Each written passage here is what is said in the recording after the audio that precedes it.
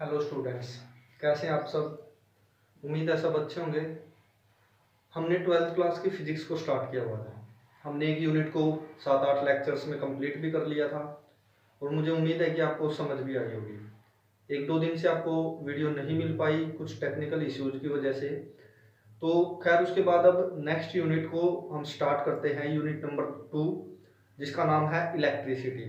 तो आज का हमारा टॉपिक जो हम स्टार्ट करेंगे, सेकेंड यूनिट को स्टार्ट करेंगे और जिसका नाम है इलेक्ट्रिसिटी। जर्नल सा वर्ड है जो डेली लाइफ में डे टू डे हम सुनते रहते हैं। इलेक्ट्रिसिटी या फिर इलेक्ट्रिक करंट एक ही बात है कि इलेक्ट्रिसिटी क्या है या इलेक्ट्रिक करंट क्या है।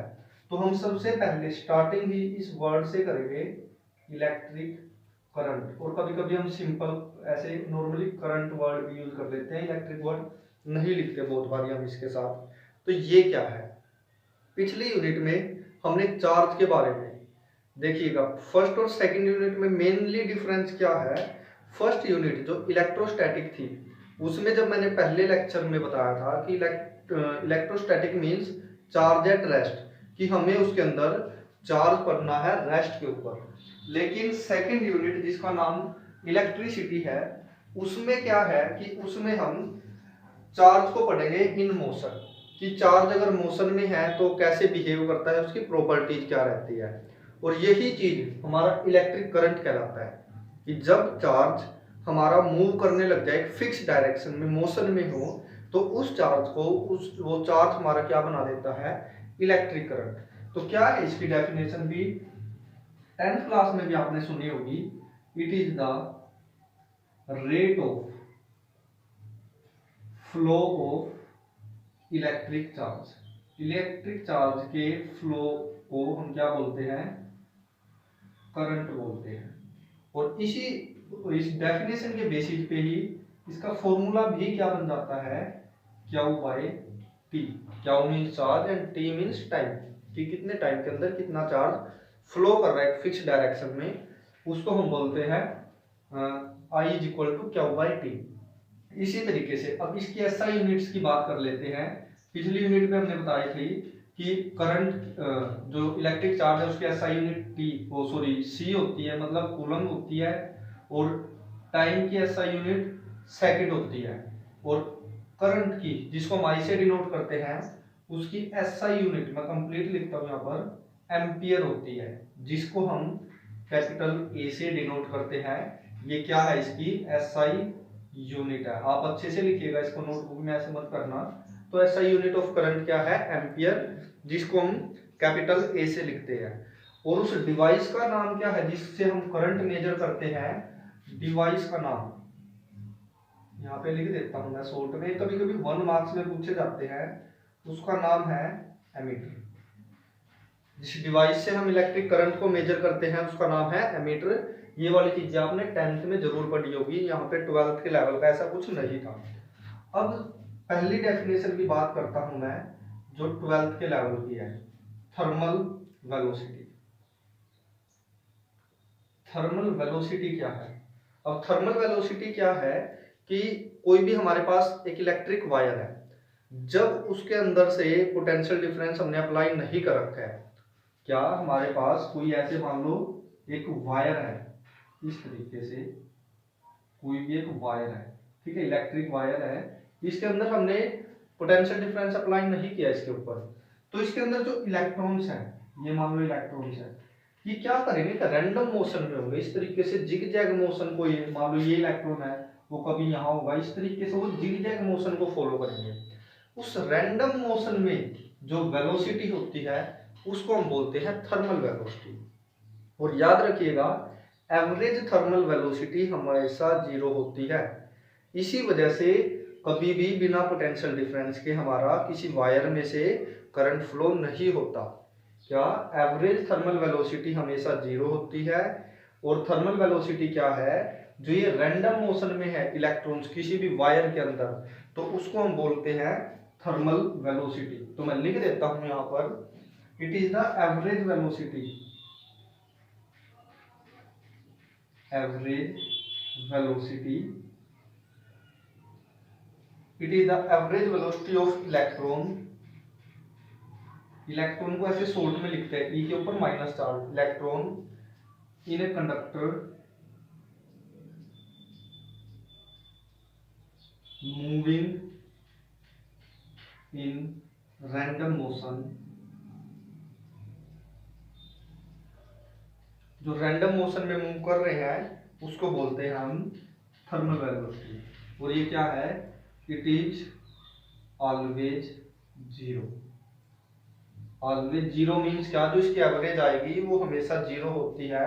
अगर मैं इसको लिखने पे आऊं तो हम इसको कैसे लिख सकते हैं, u1 प्लस u2 प्लस जितने भी मान लो un हमारे पास इलेक्ट्रॉन्स है उनका एवरेज निकालते हैं तो वो हमेशा जीरो होता है। समझ आ गया होगा, u1 u2 ये इनिशियल वेलोसिटी। इनिशियल मीन्स जो पोटेंशियल डिफरेंस से पहले उसके पास इलेक्ट्रॉन्स के पास वेलोसिटी है उसको बोलते हैं। अब आता है फिर थर्ड डेफिनेशन जो काफी इंपॉर्टेंट रहने वाली है पूरी यूनिट में, ड्रिफ्ट वेलोसिटी। इसको ध्यान से सुनिएगा, ड्रिफ्ट वेलोसिटी इंपॉर्टेंट लिख देता हूं मैं इसके ऊपर।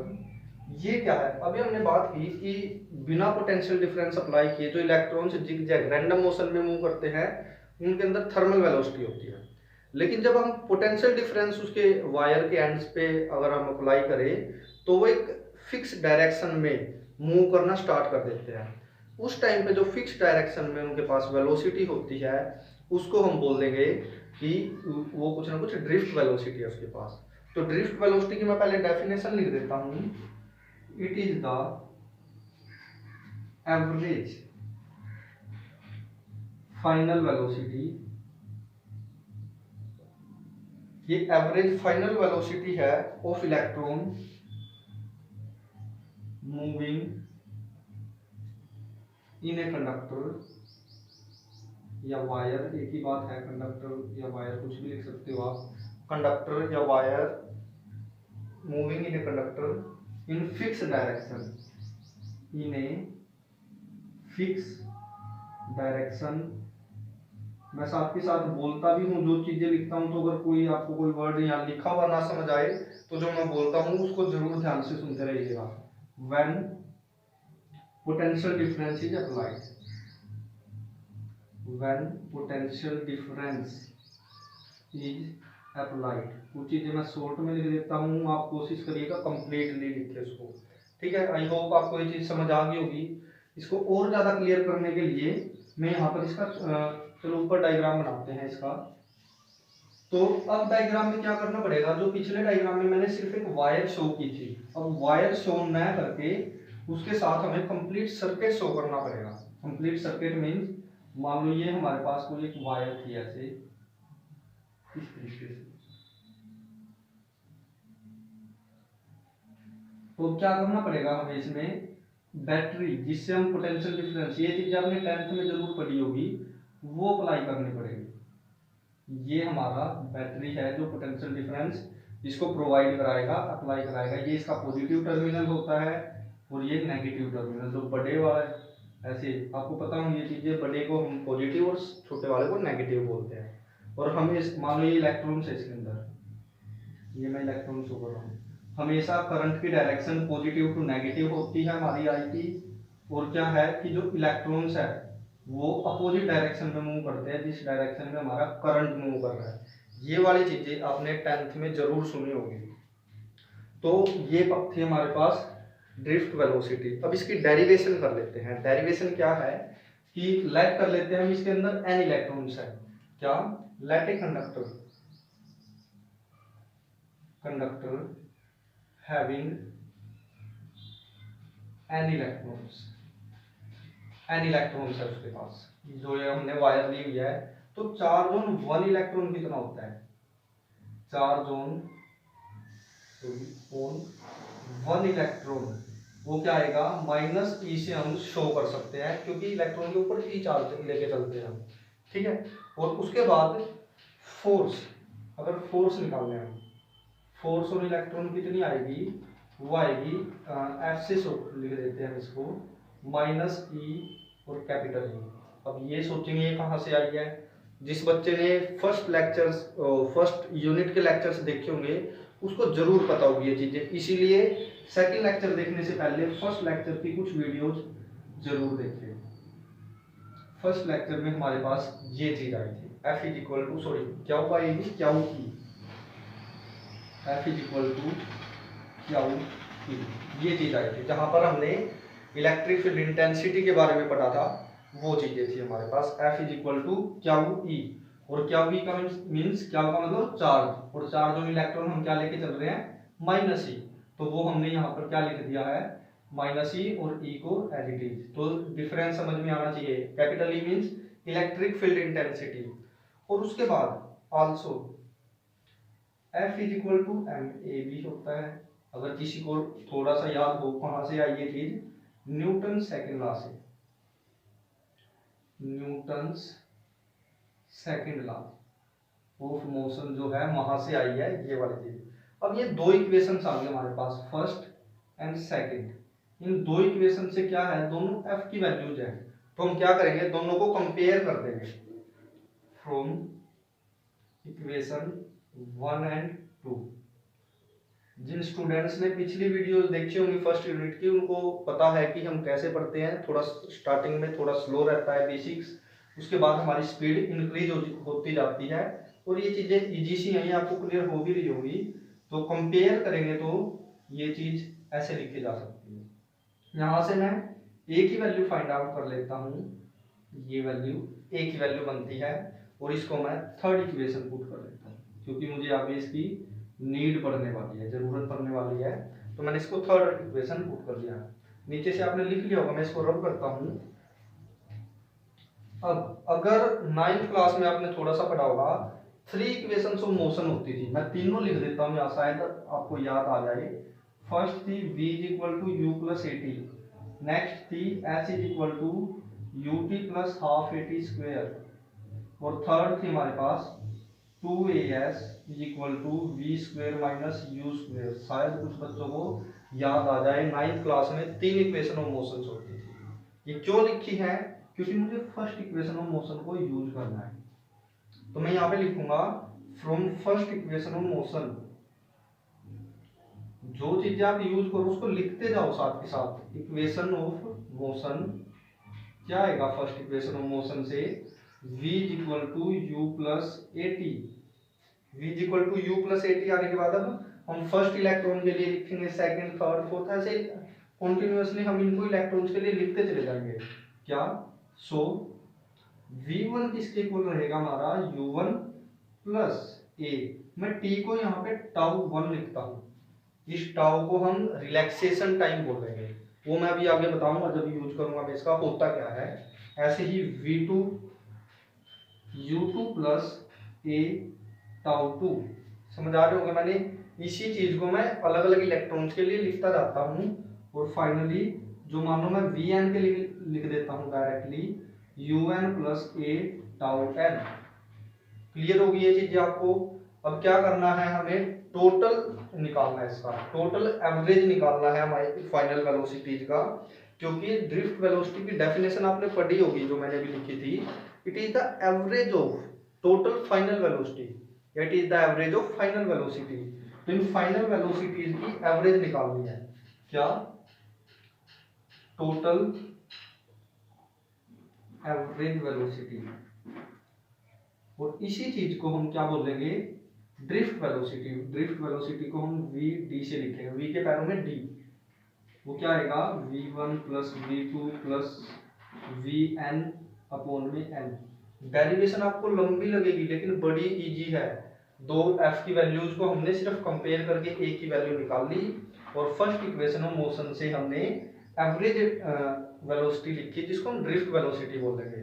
वैल्यूज में इनकी जब पुट करूंगा यहाँ पे, इतना कैलकुलेशन आप खुद भी कर सकते हैं, a tau 1 plus u2 plus a tau 2 plus n के लिए लिख देता हूं मैं un plus a tau n upon में n। आई होप यहाँ तक आपको क्लियर होगा।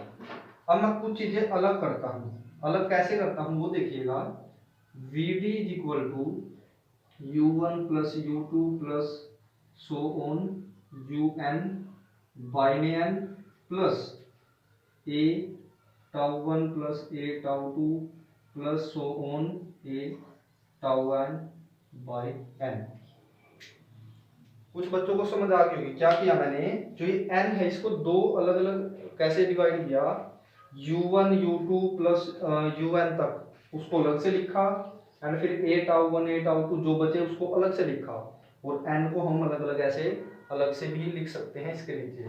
तो अभी जो हमने थर्मल वेलोसिटी देखी थी इसकी वैल्यू क्या थी, वो जीरो थी। पीछे जो मैंने अभी लिखी है इसी वीडियो के अंदर ये जीरो है। तो यहाँ से क्या बचा, this implies Vd is equal to, ये जीरो हो चुका है, वहां से a कॉमन आता है, अंदर बचा tau 1 plus tau 2 plus so on tau n by n। यहाँ तक आई होप क्लियर होगा, और शायद आपको नीचे दिख भी रही होगी इतना तो क्या लिखा है हमने। उसके बाद अब जो ये इतनी वैल्यू है इसको मैं टाउ बोल देता हूँ, जिसको हम एवरेज रिलैक्सेशन टाइम बोलेंगे। तो यहाँ से Vd इज इक्वल टू सिर्फ क्या बचता है हमारे पास, ए की भी वैल्यू मैं एक ही साथ पुट कर देता हूँ। ए की वैल्यू है माइनस ई बाई एम, और इसको बोल देते हैं हम टाउ। यहाँ पे साइड में मैं लिख के दिखा देता हूँ, where tau is equal to average relaxation time, और ये किसके इक्वल है, टाउ हमारा tau 1 plus tau 2 plus so on tau n तक फोन में n, ये इसके इक्वल है हमारा। यहाँ तक आपको शायद दिख भी रहा होगा और क्लियरली समझ आ भी गया होगा। अगर नहीं दिख रहा तो मैं थोड़ा सा कैमरे को जूम कर देता हूँ इस तरीके से, अब शायद आपको दिख गई होगी ये चीज़ें। तो आई होप यहाँ तक आपको क्लियर होगा। तो ये था हमारे पास Vd के लिए ड्रिफ्ट वेलोसिटी। यहाँ पे मैं फाइनल ये रिजल्ट लिख देता हूँ, टाउ बाई m, ये फाइनल रिजल्ट था हमारे पास। ये ड्रिफ्ट वेलोसिटी के लिए रिलेशन हमने फाइंड आउट किया था। समझ आ गया होगा। पहली डेरिवेशन थी इसलिए मैंने थोड़ी स्लो, थोड़ा टाइम लगाया है इसके ऊपर। अब नेक्स्ट डेरिवेशन को मैं थोड़ा स्पीडली खत्म करूंगा। आप आई होप आपको जल्दी से समझ भी आ जाएगी वो चीज। Next derivation most important derivation है, जो मैक्सिमम टाइम्स एग्जाम्स में देखी जाती है किसी भी बोर्ड एग्जाम में। तो क्या है, रिलेशन फाइंड आउट करना है हमें करंट और ड्रिफ्ट वेलोसिटी में। क्या है, relation between current and drift velocity. Drift velocity means क्या है, करंट को हम I से डिनोट करते हैं और ड्रिफ्ट वेलोसिटी को Vd से डिनोट करते हैं। इनके बीच में हमें रिलेशन फाइंड आउट करना है। डायग्राम पीछे वाला सेम ही रहेगा, उसमें कुछ भी चेंज नहीं करना। और मैं बार बार ये बात बोलता हूँ आपको, फिजिक्स में डायग्राम मस्ट है, मोस्ट इम्पोर्टेंट है। जहाँ पर पॉसिबल हो सके तो बिना डायग्राम के मत करिएगा। ये I की डायरेक्शन है हमारी, और ये इस तरफ इलेक्ट्रॉन्स की, ये पॉजिटिव या नेगेटिव। और इसकी जो लेंथ हमने ली है वो L है, और A area of cross section है। यहाँ पर लिख देता हूँ A area of cross section लिखा हमने। और इसी चीज को आप लेट करके लिख लेना साथ में एक लाइन। बार बार मैं चीजें बोलता हूँ, let A be the area of cross section and L is the length of wire और कंडक्टर। ये चीज लिखने के बाद देन वॉल्यूम ऑफ वायर, किसी भी चीज की वॉल्यूम निकालनी हो तो क्या इजी सा एक फॉर्मूला होता है, एरिया इनटू थर्ड साइड। क्या, वॉल्यूम किसी भी चीज की एरिया इनटू थर्ड साइड। यहाँ पर एरिया ए है और थर्ड साइड मींस लेंथ दे रखी है हमें ये वाली। उसके बाद चार्ज ऑन n इलेक्ट्रॉन्स। अगर n इलेक्ट्रॉन्स के ऊपर चार्ज फाइंड आउट करना हो, पिछली डेरिवेशन में एक इलेक्ट्रॉन के ऊपर e चार्ज था, तो n के ऊपर कितना आ जाएगा, n e आ जाएगा। समझ आ गई होगी ये चीज। And total charge on wire, total charge on wire, तो n इलेक्ट्रॉन्स के ऊपर n e है, और इस पूरी वॉल्यूम से अगर हम मल्टीप्लाई कर देंगे तो हमारे पास टोटल चार्ज आ जाएगा। जिसको सिर्फ ये बात समझ आ गई, आपकी डेरिवेशन खत्म है। क्या, volume area into third side, n electrons के ऊपर चार्ज Ne, क्योंकि एक के ऊपर E होता है, और टोटल चार्ज ऑन वायर जितनी वॉल्यूम है और जितने उसके अंदर इलेक्ट्रॉन्स के ऊपर चार्ज है उसको मल्टीप्लाई कर देंगे, ये चीज आ जाएगी हमारे पास। उसके बाद एज वी नो, हमें करंट का फॉर्मूला पता है। क्या, I is equal to Q by t. यहाँ से बड़ी सिंपली हम क्या चीज लिख सकते हैं, क्यू की वैल्यू ये आई है चार्ज, ध्यान से देखिएगा, और टी की वैल्यू क्या पुट करें, किसी को पता होगा स्पीड या velocity is equal to distance upon time बोल देते हैं, ठीक है। और यहाँ पर डिस्टेंस कितना ट्रेवल कर सकता है कोई भी electron, L distance, L by T, और वी को हम वी डी ड्रिफ्ट वेलोसिटी की बात कर रही है। तो यहाँ से टी का फॉर्मूला क्या बनेगा, वो बन जाएगा एल अपॉन वी डी। समझ आ गया होगा स्टूडेंट्स आपको, मैं पुट करता हूँ एल बाई वी डी, ये चीज क्लियर होगी आपको शायद, आई थिंक। उसके बाद आगे जो चीजें कटती हैं काट देंगे हम, और नहीं तो इसको खत्म करेंगे। ये एल से एल कैंसिल आउट होने के बाद सिर्फ क्या बचा हमारे पास, I is equal to A L N E V D, ये फाइनल रिजल्ट था हमारे पास। कुछ बुक्स में इसको सॉरी एल तो कैंसिल आउट होगा, ए एन ई बचेगा। कुछ बुक्स में इसको ऐसे भी लिखा होता है I upon E N A is equal to V D, वो भी सेम है। ई एन ए को मैं इस साइड लेके गया तो दोनों का मतलब सेम होता है। आई होप आपको समझ आ गई होगी, छोटी सी डेरिवेशन थी ये।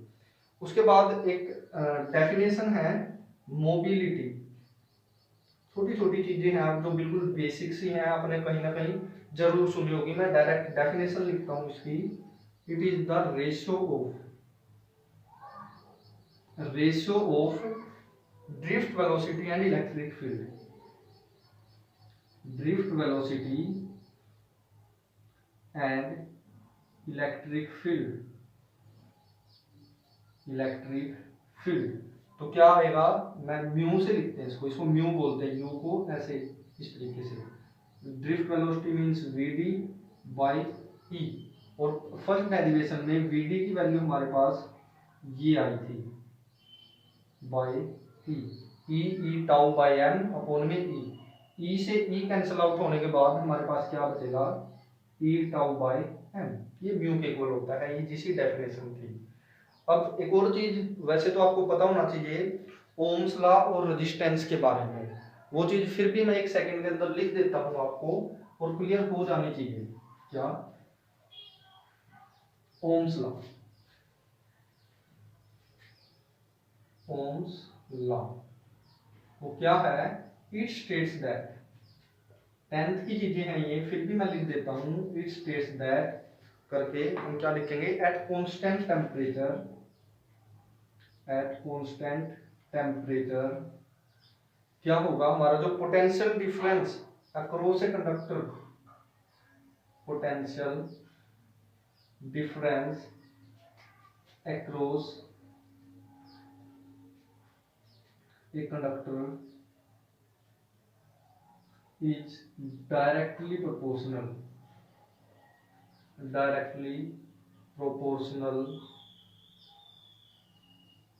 to the current flowing। इस चीज को मैं ज्यादा नहीं समझाऊंगा, बस मैंने आपके लिए लिख दिया है, आपको 10th में जरूर पता होना चाहिए। दैट इज शॉर्ट में क्या लिखते हैं हम इसको, mathematical expression V proportional I, यहाँ पे कांस्टेंट हमारा R रहता है, where R is the resistance, और रेजिस्टेंस क्या है, मैं शॉर्ट में यहीं पे खत्म कर देता हूं इसको, ये क्या है, ऑब्स्ट्रक्शन है to the flow of current, और इसकी SI यूनिट क्या है, रेजिस्टेंस की SI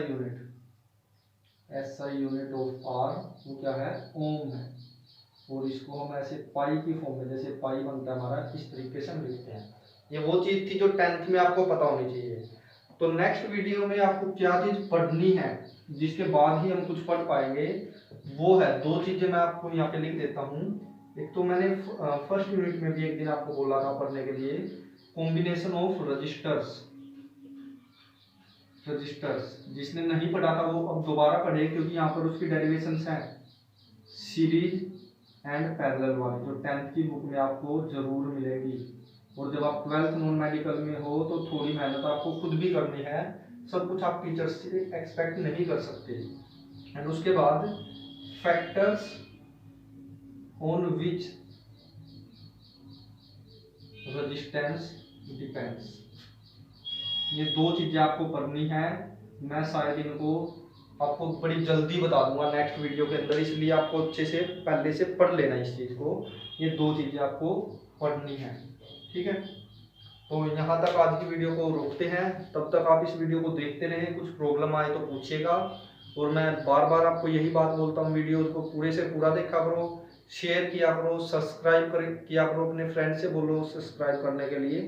तब तक के लिए thank you and have a nice day.